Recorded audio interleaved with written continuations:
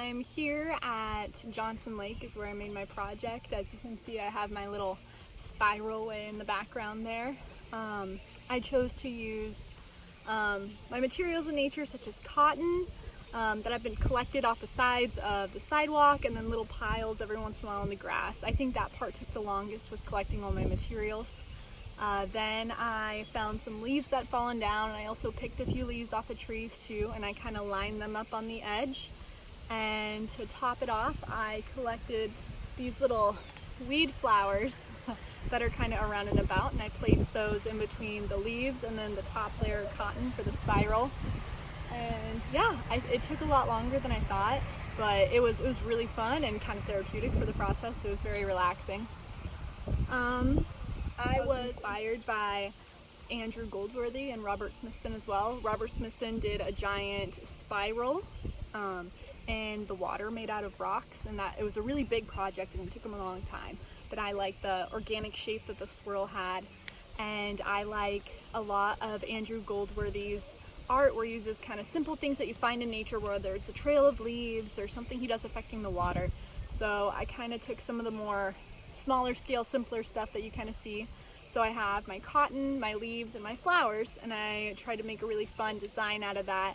I came upon a few complications that I had to figure out, and I kind of accomplished how to overcome that. So since it's a little windier out, so my cotton kept trying to blow away. So I had to kind of push it down as I went before I would run off and get some more and bring it back. So that was fun to figure out, and once that stayed, that was like woohoo.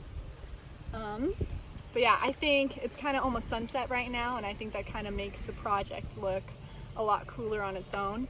I'll take my little camera over there and show you guys. Here we are, my little spiral. I got as much cotton as I could from all around. So like I said, a lot of in the trees over there, and then just a lot of along the sidewalk. It was easier to collect it in the grass though, or sometimes there was some kind of on the edges over there. Since this is nature art and it's kind of out and about and it's not actually on solid paper or on, it's not a painting or anything like that, I kind of really wanted to emphasize how temporary this piece is. So I feel like cotton, how it blows away, like I said earlier, was a really good option to include that, as this is a temporary work, but it being cotton, you kind of know that it's light and airy and fluffy, so it's gonna blow away faster. So I really enjoyed that. And so I think my theme for this piece is based off of how temporary it is and how temporary certain parts of life are. So there's new stages all the time. And so, as in the flowers, they only bloom for a certain amount of time, for a certain period of time during the summertime here. So everything is temporary. So that's why I included all those things.